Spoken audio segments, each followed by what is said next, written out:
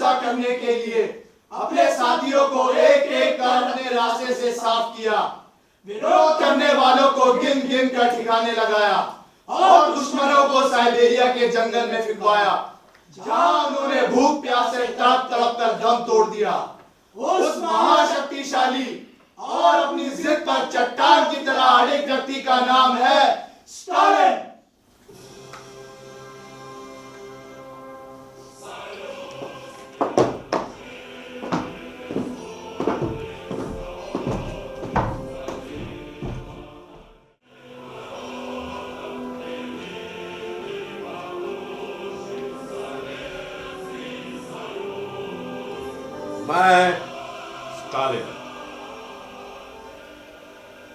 मैं एक ऐसा तानाशाह जिसने सबको अपनी उंगली पे नचाया।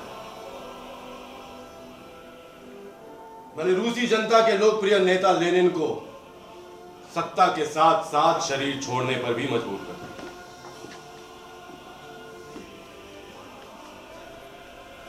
बचपन से ही उन बच्चों के प्रति कठोर था जो मेरा विरोध करते थे। अपने विरोध से मुझे नफरत थी। मैंने दबना नहीं सीखा। विनम्रता और आत्मीयता तो मुझ में थी ही।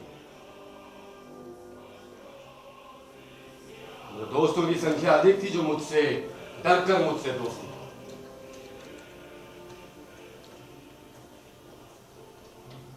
मेरी मां मुझे धर्म की शिक्षा देकर धर्म संस्कारों के कामों में लगाना चाहती थी, लेकिन उसे क्या पता था कि उसका बेटा उसकी सोच और आशा के विपरीत आस्था विरोधी रास्ते पर चल पड़े। मेरी मां के बारे में लोग तरह तरह की बातें करते थे। कुछ का तो ये भी कहना था कि मेरा पिता कौन है इस बारे में कुछ नहीं कह सकता। मां से नफरत हो गई, इतनी नफरत कि मैं उसकी मैयत तक में नहीं गया। मेरी पत्नी मेरे सामने थर थर कांपती, मेरे बच्चे मेरे सामने आने से डरते। मैं स्टालिन, एक ऐसा तानाशाह जो अपनी पत्नी और बच्चों के साथ क्रूर मजाक करता है।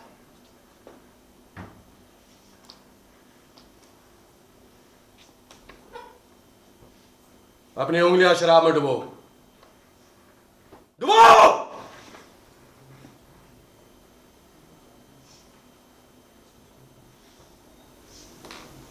बच्चों, मम्मी की उंगली चाटो, चाटो।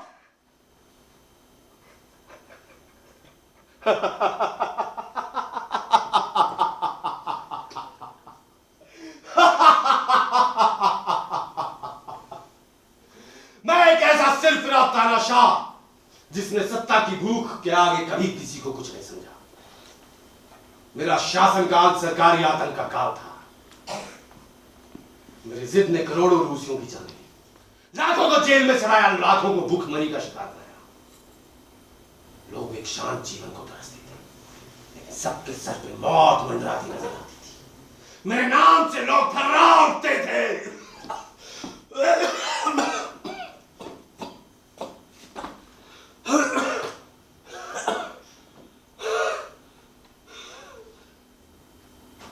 पिछले 3 दिनों से मैं मौत से जूझ रहा हूं।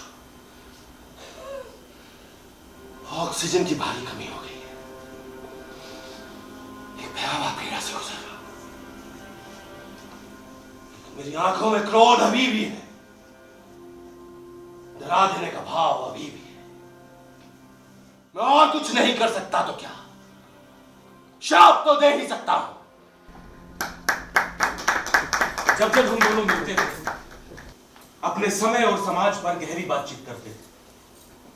हम दोनों की भावनाएं एक जैसी होने के बावजूद सामंजस्य बैठाना कठिन होता था। हम दोनों ही समाज के हित में समय के साथ चलने पर सहमत होते थे, लेकिन फिर भी नामालूम क्यों एक अजीब बात होती थी। जब कभी भी हम अपनी परंपराओं के बारे में सोचते तो कभी कभी हम दोनों की बाहें चढ़ जाती थी। एक दिन उसने कहा, क्या हमें इन परंपराओं को ऐसे फॉलो करते रहना चाहिए जैसा कि हम देखते आ रहे हैं, ये परंपरा है जो कि सड़ी हुई नालियों की तरह बदबू मार रही है। नहीं, हमें प्रदूषित धारा के विपरीत चलकर कुछ नया करने की कोशिश करनी चाहिए। एक कुछ ऐसी कोशिश जो हमें धारा के विपरीत ले जाए, मतलब कि अपनी पूरी ताकत धारा के विरुद्ध चलने में लगा देनी चाहिए। कभी धारा के विरुद्ध चल के देखा तुमने? अरे चल के देखो, इसमें भी बड़ा मजा है। अब तक रामगंगा से निकली जलधारा कन्नौज के रास्ते गंगा सागर में मिलती रही। बैजनाथ से फूटी जलधारा का लाखों लाख घन मीटर पानी गंगा सागर में समाता रहा है। यही नहीं, हिमालय से निकली ना जाने कितनी नदियां गंगा सागर में समाती रही हैं, फिर भी आज तक गंगा का जीवनदायक पानी खारे समुद्र को स्वच्छ, निर्मल और जीवनदायक नहीं बना सका है। इससे बेहतर तो यह होता कि हम इसे रोक लेते।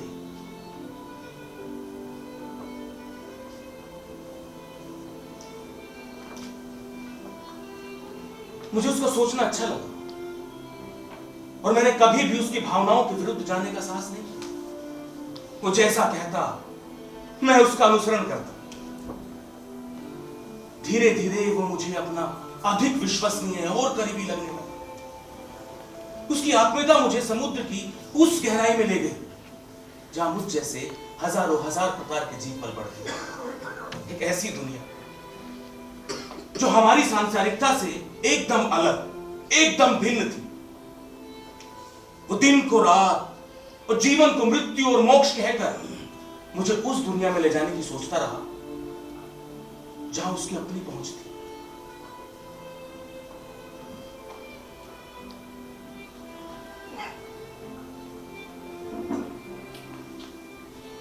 वो जैसा कहता मैं उसका अनुसरण करता, आराध्य भाव से अपना सिर हिला लेता।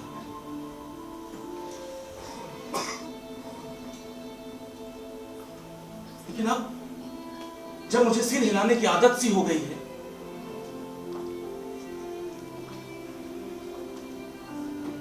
आज चाहते हुए भी मैं अपना सिर नहीं हिला पा रहा हूं।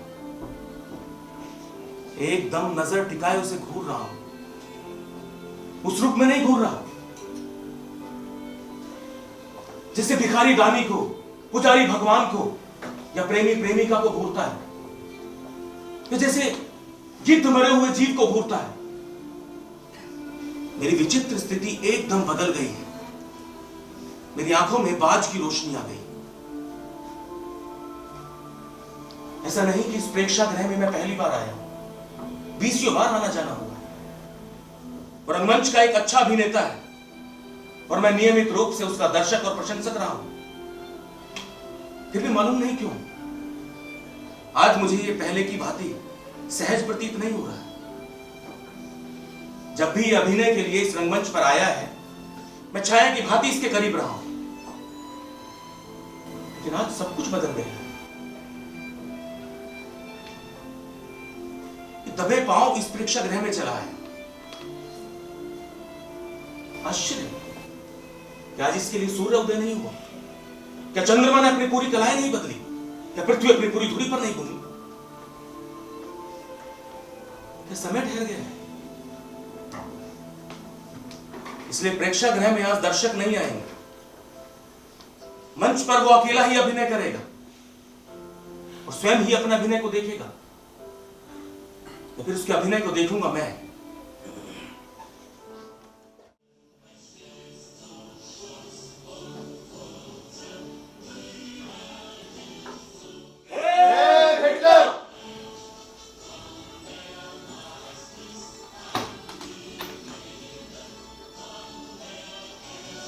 नई दुनिया रचने की कल्पना जो मेरे अंतर्मन में, जिसे सिर्फ मैं पूरा कर सकता हूं। मेरे अंदर कुछ ऐसा है जो हर किसी में नहीं होता। इसी कुछ ने मुझे कभी साधारण काम नहीं करने दिया, मुझे चैन से बैठने नहीं दिया, मुझे जमीन पे पैर रखने नहीं दिया। बहादुर और राष्ट्र के लिए समर्पित लोगों के हाथों में ही देश सुरक्षित रहता है। बुद्धिजीवी देश की ताकत नहीं होती, वो सिर्फ पाल की खाल निकालते हैं। इस दुनिया में वही टिक पाया है जिसमें शक्ति है। कमजोर और दीनहीन को सब दबाते हैं। यही प्रकृति का नियम है।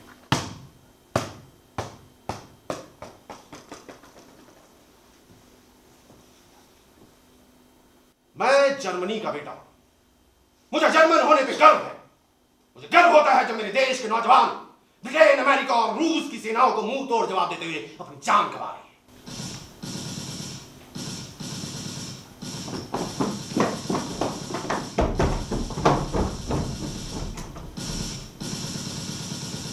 चांसलरी पर दुश्मनों का कब्जा होने लगा है।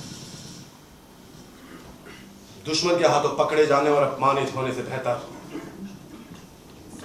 मैंने अपने हाथों ही अपनी जान लेने का फैसला किया। मेरे बाद मेरे अपमान की जलालत से बचने के लिए मेरी पत्नी ने भी मेरे साथ अपनी जान लेने का फैसला किया है।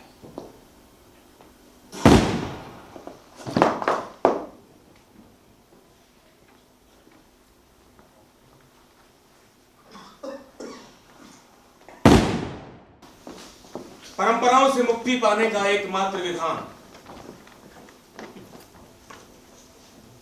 उसके पिता ने एक बार मुक्ति क्या ली, इस दुनिया में वो अब लौट कर नहीं आए।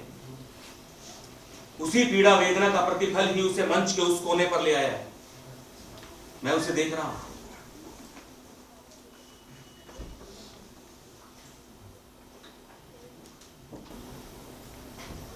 उसके पिता की मृत्यु उसके लिए चला चले का खेल नहीं और ना ही कोई साधारण घटना।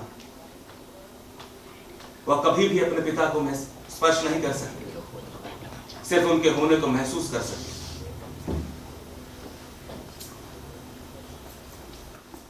मां जीवित है, वो भी उसके पिता के होने को, ना होने को महसूस कर रही है। वो बावली हो गई है, 20 बार कह चुकी है, तेरे पिता कब लौट कर आएंगे? कहाँ गए हैं वो? उन्हें ढूंढ कर ले आओ ना बेटा, ले आओ ना। वो राम गंगा की अतल गहराई से ले आओ ना बेटे, ले आओ ना। वो उसे ठोर पे दोगे ना, जहाँ उनके शरीर को, पंच तत्वों को समर्पित किया होगा। ले आओ ना बेटे, ले आओ ना। इसने जीवन में मां के शब्दों को कभी व्यर्थ नहीं जाना। और आज जब मां ने पिता की स्मृति लौटा लाने को कहा, तो वो दबे पांव इस प्रेक्षागृह में चला।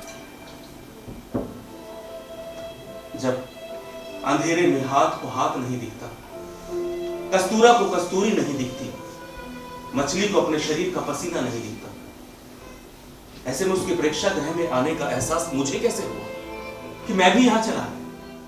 मैंने आवाज देकर उससे पूछना चाहा, किंतु प्रेक्षागृह में इस तरह संबोधित करना ना तो मेरे आचरण के अनुकूल था और ना ही प्रेक्षागृह में अभिनेता को संबोधित करने की अनुमति थी।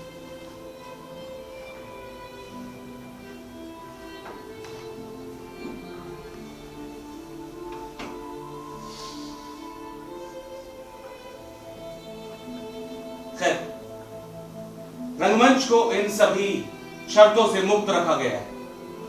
इस बारे में उससे बातें होती तो कभी उसे मुक्ति कहता, तो कभी आजादी। यानी 15 अगस्त 1947 जैसा एक दिन, हास परिहास, हंसी खुशी, रोना धोना, चीखना चिल्लाना, ये सब रंगमंच पर ही तो संभव है। एक दिन मैंने उससे एक छोटी सी अभिलाषा प्रकट की। सुनो, लोग इस दुनिया को रंगमंच कहते हैं और तुम इस प्रेक्षागृह के इस मंच को, अजीब बात है, तुमने इसकी सीमाओं में खुद को बांध लिया है। भाई आखिर क्यों? इसकी सीमा परिधि से बाहर आओ, इस रहस्यमय दुनिया को देखो।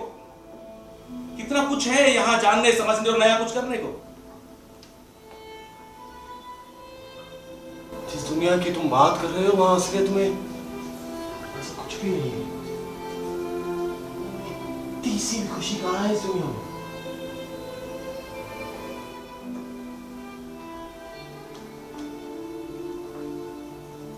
खुशी कहां है? वो ठीक ही तो कह रहा है। मैं उसकी बात पर अधिक सोच नहीं पाया और आपकी तरह प्रज्वलित मेरी जिज्ञासा यातायात शांत हो गई। प्रेक्षागृह में प्रवेश करते ही ये प्रश्न मैंने स्वयं से आज भी किया था। ना मैं चिल्लाया था, न उसे संबोधित किया था, फिर भी वो मेरे होठों पर मचल रहे शब्दों को उड़ा ले। उसने मेरे शब्दों को छीना। कल वो मेरे हाथ, पांव और एक दिन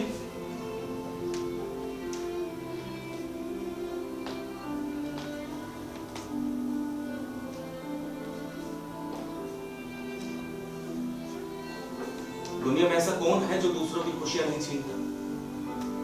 हम एक दूसरे की खुशियां छीनने के बजाय रोटियां छीनने के सिवाय करते ही क्या है?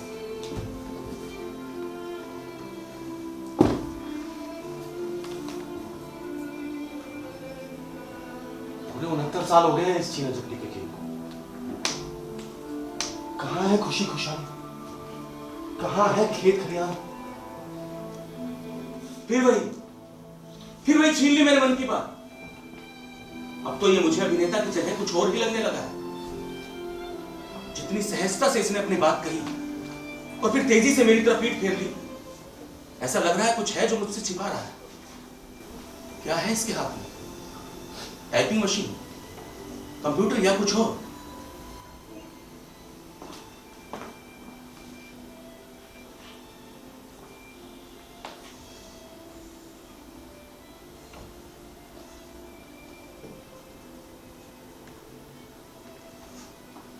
सुनो,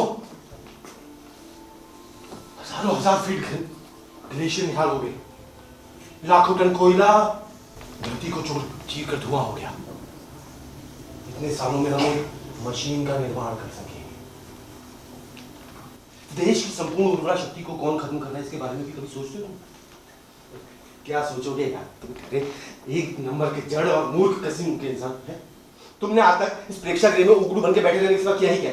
अरे भाई, मैं तो एक दर्शक हूं जो तुम्हारा नाटक देखने इस प्रेक्षागृह में चला आता हूं और फिर लौट जाता हूं। बीत के रहस्य को जानना चाहोगे? क्या है इसमें? इसमें 69 साल के इतिहास के शानदार पेज दर पेज है। तो तुम चीख उसी इतिहास की होगी। पूरे 69 साल हो गए हमें आजाद हुए, लेकिन कहां है खुशी खुशहाली? कहां है आजादी? सुनो, मैं इसके बंद भीतर पृष्ठ को पढ़ना चाहता हूं। इसमें छिपे रहस्य को जानना चाहता हूं। आखिर बंद पड़ा इतिहास क्यों चीख रहा है? कहीं इतिहास की गति की सुई समय के विपरीत दिशा की तरफ तो नहीं? सुनो, क्या तुम मुझे इसके भीतर बंद गांधी, नेहरू, चंद्रशेखर आजाद, सुभाष चंद्र बोस, शौकत अली, मोहम्मद अली, क्या इन सबके शब्द सुना सकते हो? ध्यान से सुनो, इसमें किसी जननायक की आवाज नहीं है। इसमें भूख, चीख और चिल्लाहट है। तब तो इसमें तुम्हारे पिता की आवाज होगी और मेरे पिता की भी। तो अजीब यंत्र है। ये क्या? 47 की गदर, 84 की दंगे, 92 का फसाद, गोधरा की चीख चिल्लाहट, मंदिरों की बेतहाशा बजती घंटियां, मुजफ्फरनगर के दंगे, केदारनाथ बद्रीनाथ की तबाही, कुछ सुनाई नहीं देता। बस शोर है, सिर्फ शोर, शोर है, सिर्फ शोर, बस शोर, शोर,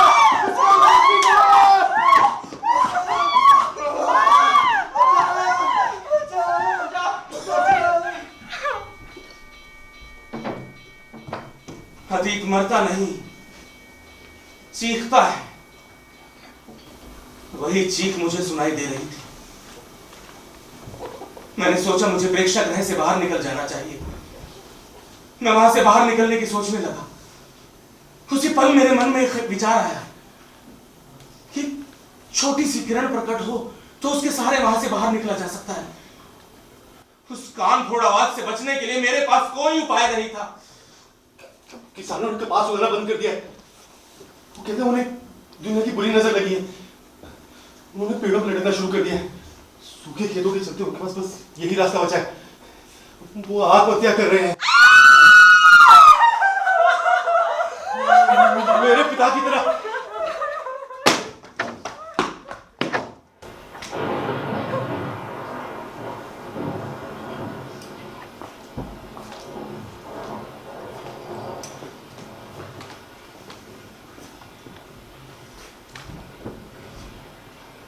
मैं प्रेक्षागृह से बाहर निकल आया।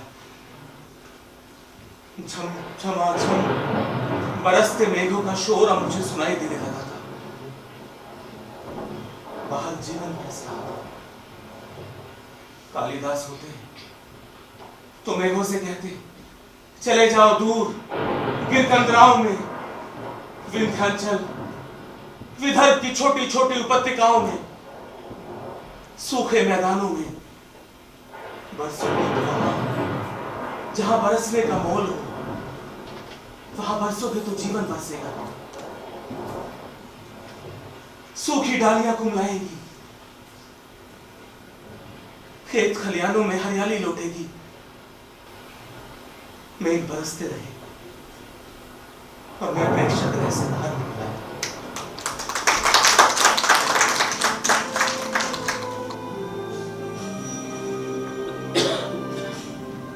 मुसोलिनी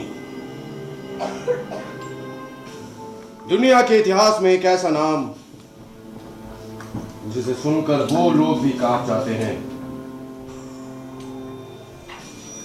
जिनके पूर्वज मेरे कारनामों से कहीं न कहीं जुड़े रहे। मैं इटली का क्रूर तानाशाह। मेरा मानना है कि व्यवस्था बदलने के सिर्फ दो तरह। एक, व्यवस्था के खिलाफ ताल ठोक के खड़ा हो जाना और उसे डंके की चोट पे ललकारना। दो, व्यवस्था के खिलाफ जनमत इकट्ठा करना और फिर उसे ढा।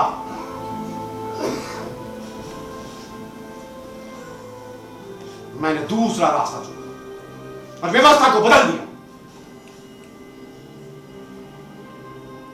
मैं मुसोलिनी, मैं दुनिया का सबसे शक्तिशाली तानाशाह बनना चाहता था। मेरी इच्छा थी कि मेरा साम्राज्य विश्व के एक बड़े भूभाग पर और दुनिया के सारे देश मुझे झुक कर सलाम करें। इसके लिए मुझे जो करना पड़ा मैंने किया।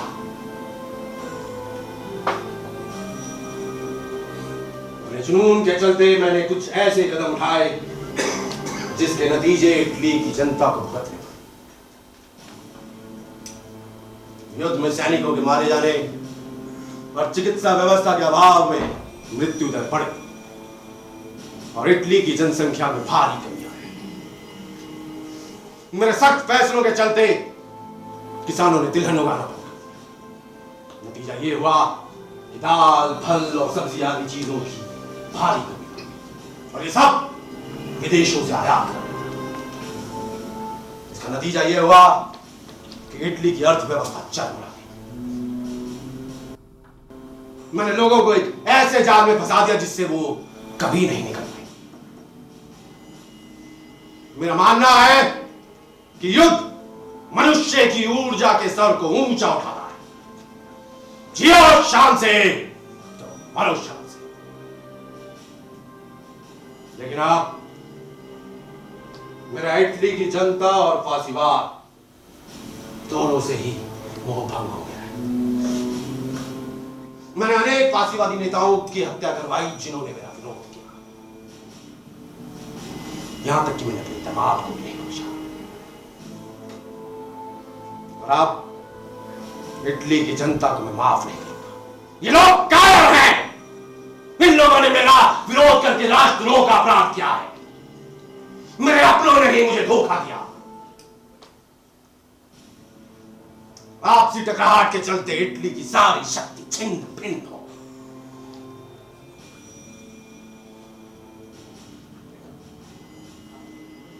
अब दुश्मनों ने मुझे गिरफ्तार कर लिया है। लोग मुझे जिंदा नहीं छोड़ेंगे। अंत नजदीक है। एक तानाशाह का अंत।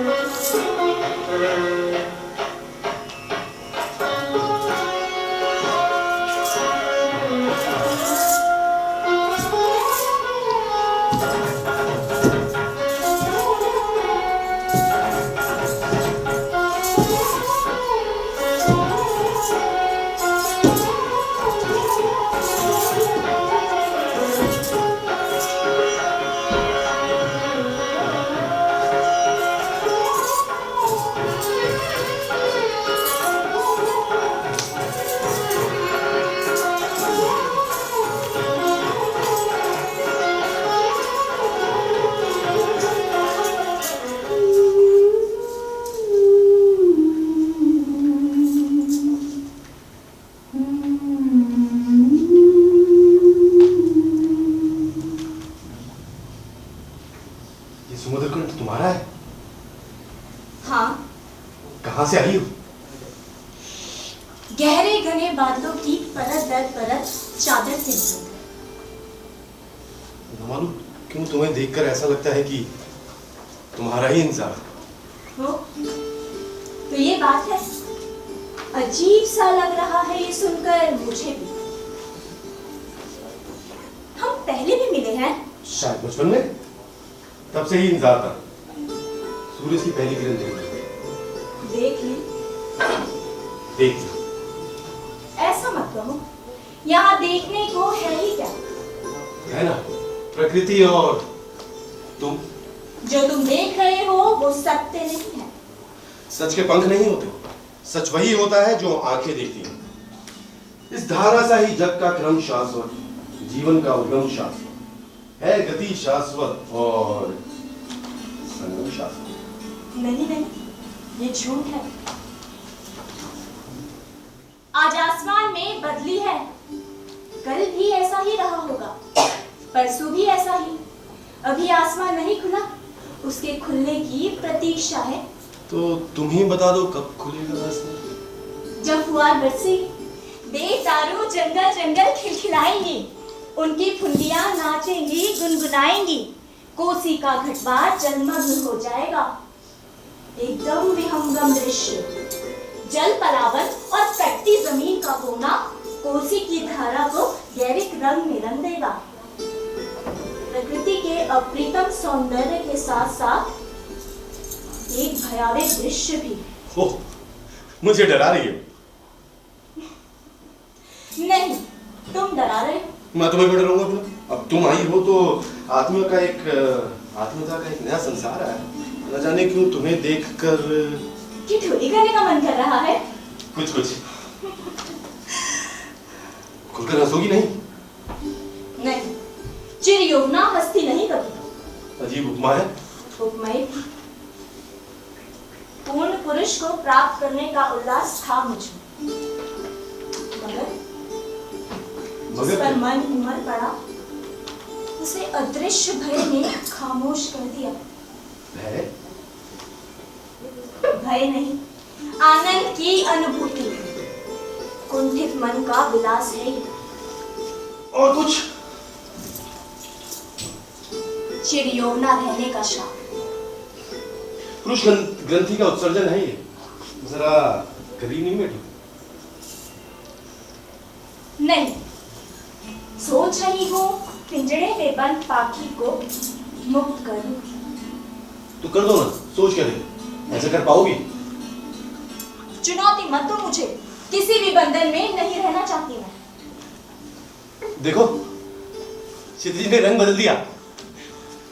अटखेलियां करते बादल नहीं, बादलों के बच्चे हैं। विचित्र किस्म के हो, पहेलियां ही पहेलियां, कितना कुछ नहीं कह देते पल भर में। मुझे यहाँ से कहीं ले चलो। कहाँ? जहाँ पहाड़ हो, पगडंडिया हो, काई हो जमीन पर। उम्र के इस पड़ाव में अभी भी कच्ची पगडंडियों पर चलने की चाहत रखती हो? पहली सीढ़ी से चढ़ने की चाह है मुझे, एकदम शिशु की भांति। पक्के रास्तों की चाह नहीं? पहाड़ों पर पक्के रास्ते अच्छे नहीं लगते, पगडंडियां सुंदर दिखती हैं। मगर रास्ता आसान नहीं है। डरते हो पुरुष होकर? पुरुष कभी डरते नहीं। हाँ, दुनिया में यही भ्रम है और इसी भ्रम में जीता है ये पुरुष। ये पूरी तरह से सच नहीं है। औरत डरती भी है और डराती भी है। किसने कहा ऐसा? कच्चे रास्तों में चलने का दुस्साहस मत दिखाना तुम बस। शांत चित्त को विचलित करने का साहस कर रहे हो? नहीं। अवसर, विश्वास, अविश्वास और समर्पण, इसी का जाल है ये जीवन। इनसे बढ़कर कुछ भी नहीं। दूर उन खेतों के उस पार, जहां तक गई नील झंकार, छिपा छायागार में सुकुमार, स्वर्ग की परियों का संसार। देखो देखो, प्रकृति हंस रही है। प्रकृति हंसती नहीं है, भ्रम है तुम्हारा। विचित्र किस्म के हो, शब्दों का अर्थ भी नहीं समझते। अब तुम जाओ कहाँ? अपने नियत स्थान पर। कहीं कुछ भी नियत नहीं होता। अगर यही मानती हो तो ये भी मान लो कि सिर्फ निमित्त और उद्देश्य का एकाकार हो तुम, उसके अलावा कुछ नहीं। तुम्हें क्या लगता है मेरा प्रकृति प्रेम झूठा है? वीणा ग्रंथि, पल्लव गुंजन, ज्योत्स्ना ग्राम में स्वर्ण किरण, स्वर्ण धुली, ये सब देखो देखो, कोसी में पंत का सुकुमार यौवन अब भी बह रहा है। सामर्थ्य हो तो इसे रोक लो। ये सिर्फ नदी नहीं है, जीवन की रसधारा है जो बह रही है, अविरल अविराम।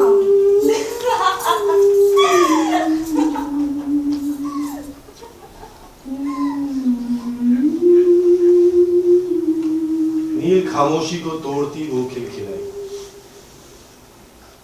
उसकी गूंज प्रतिध्वनित होकर पहाड़ों के बीच में सुनाई देने लगी। उसने मेरे दिल में एक चिकोटी सी काटी। छोड़ ध्रुवों की मृदु छाया, तोड़ प्रकृति से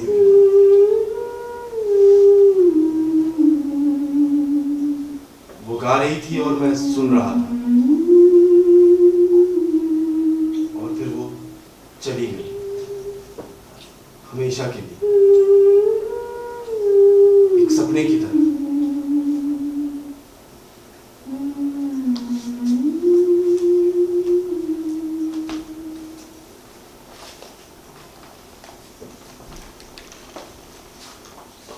लौट आए? हाँ, लौट आया। क्या देखा?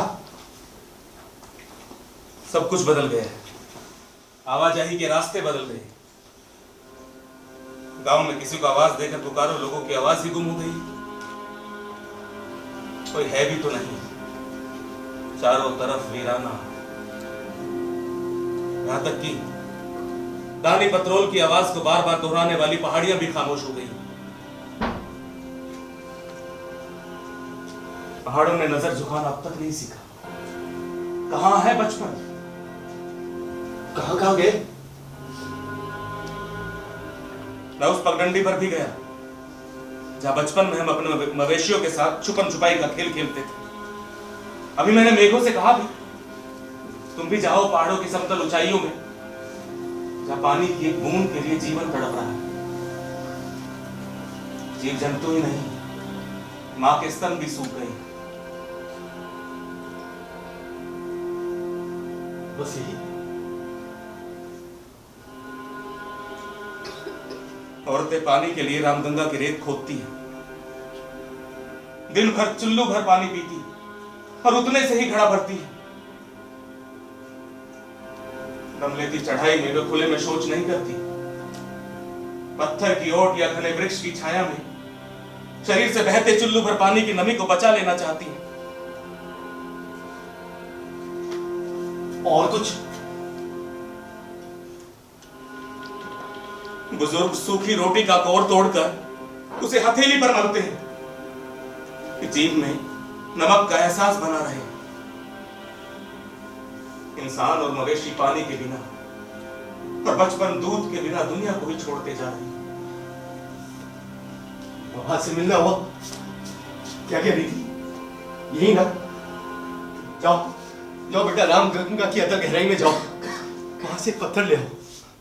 उसी में तुम्हारे पिता के प्राण प्रतिष्ठित होंगे। उसी के साथ अपना जीवन व्यतीत कर दूंगी।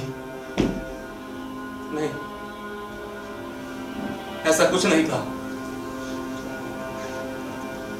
रामगंगा में डुबकी लगाने के लिए पानी और कुछ कहने सुनने के लिए मां बची ही नहीं। इंसान और मवेशी पानी के बिना और बचपन दूध के बिना दुनिया को भी छोड़ चले।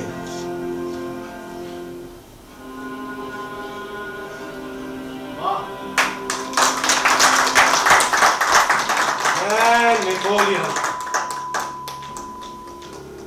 मुझे सत्ता की ऐसी भूख थी कि मैं जीवन भर युद्ध लड़ता रहा।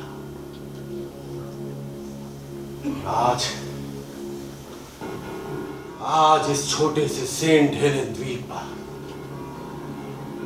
भूखा प्यासा मौत की ओर बढ़ रहा। मैं जब जंग जीतने के जुनून में आता था तो पीछे मुड़कर कभी नहीं देखता था, लेकिन मैं उस बिंदु को कभी नहीं पहचान पाया जब एक सफल योद्धा और महान विजेता को रुक जाना चाहिए। रूस के साथ संधि के बाद अगर मैं फ्रांस के नव निर्माण में लग जाता तो शायद 18वीं सदी के शुरू का विश्व इतिहास कुछ और होता। काश मैंने दुनिया को अपनी मुट्ठी में बंद करने का स्वप्न ना देखा होता। मेरी जिद और सबको नीचा दिखाने और एड़ियां रगड़वाने की सनक ने पूरे यूरोप को मेरा दुश्मन बना दिया। मेरी पत्नी ने इस खून खराबे से तंग आकर मुझे तलाक दे दिया। कहती थी युद्ध से बहुत विनाश होता है, कोई भी सैनिक मरे पीड़ा औरत को उठानी होती है। हर एक सैनिक किसी का भाई, किसी का पिता, किसी का बेटा तो किसी का पति होता है। एक सैनिक की शहादत अनेकों का घर बर्बाद कर जाती, लेकिन मैंने उसकी एक बात नहीं सुनी। काश काश मैं ठहर जाता, काश समय ठहर जाता। आज छोटा सा द्वीप जहां कोई सुख सुविधा नहीं, मुझे भूखा प्यासा मरने का डर नहीं, ना ही कोई कष्ट उठाने से डरता हूं। मैं जानता हूं युद्ध में गिरफ्तार कैदी के साथ जो सुलूक किया जाए उसे सहना होता है, लेकिन एक बात मैं नहीं सह पा रहा हूं। मेरे बेटे को गिरफ्तार करके वियना ले जाया गया, उसके बारे में सोच के दिल में बुरे बुरे ख्याल आते हैं। उसे यातनाएं दी जा रही होंगी, तक पाया जा रहा होगा। ये सब सोचती मैं सहर उठता हूं। आखिर मेरे बदले की सजा मेरे परिवार वालों को क्यों? वो तो निर्दोष है। क्या सिर्फ इसलिए कि वो तानाशाह नेपोलियन के आत्मीय है? विश्व विजेता बनने का स्वप्न देखने वाला आज मर रहा है,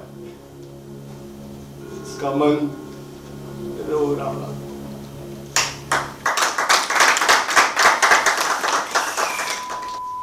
उसे मंच पर अंधा मुंह पड़ा देखकर मुझसे रहा नहीं गया।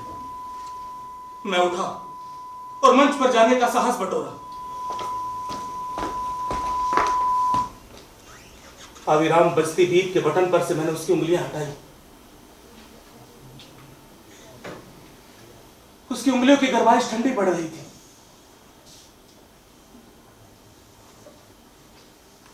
मैं एकांत में घूरता उन चमगादड़ों को देखने लगा, ये सोचता हुआ कि ये उठेगा और अपना संवाद याद करते हुए कहेगा, क्या तुम भी उड़ जाना चाहते हो बाहर मुक्त हवा में? लेकिन ऐसा कुछ नहीं,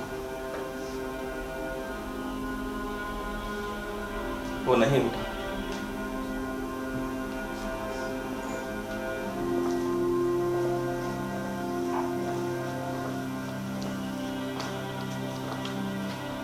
मैंने प्रेक्षागृह का दरवाजा खोल दिया।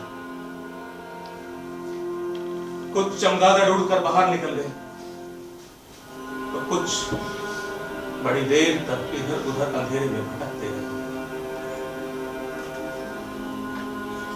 और मैं उन्हें उड़ता हुआ देखता।